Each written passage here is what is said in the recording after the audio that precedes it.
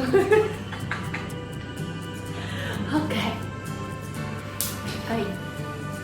Hello guys, welcome back to my channel. And this video I am going to show you on how to make seafood pasta.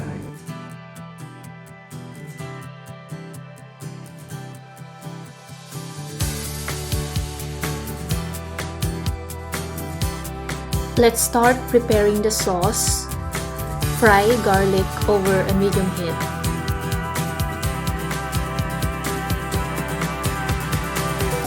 Add tomato sauce, stir and cook.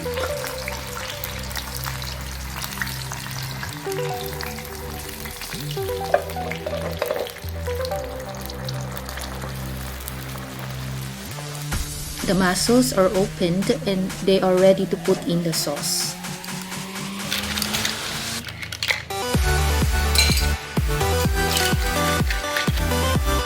Add the wine to make the sauce more tasty. Now, let's mix the sauce and the mussels.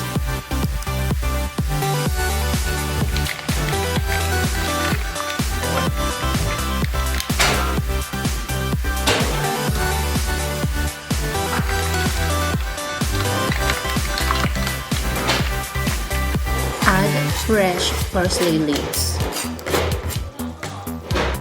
And now, let's put some pepper.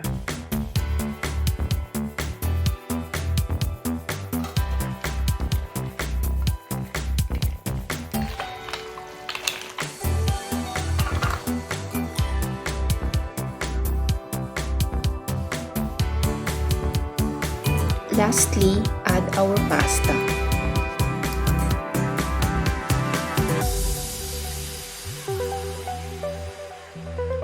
Lunch is ready. Buon appetito! And then, after eating, we went to the city center for a walk. Hello!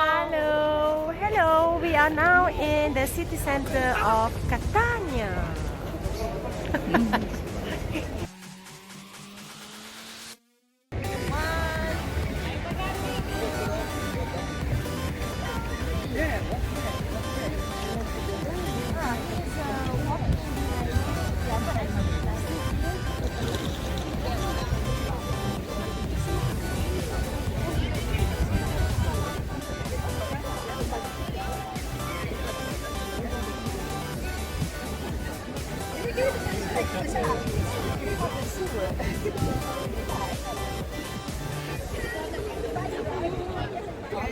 Oh, right. But what happened with that?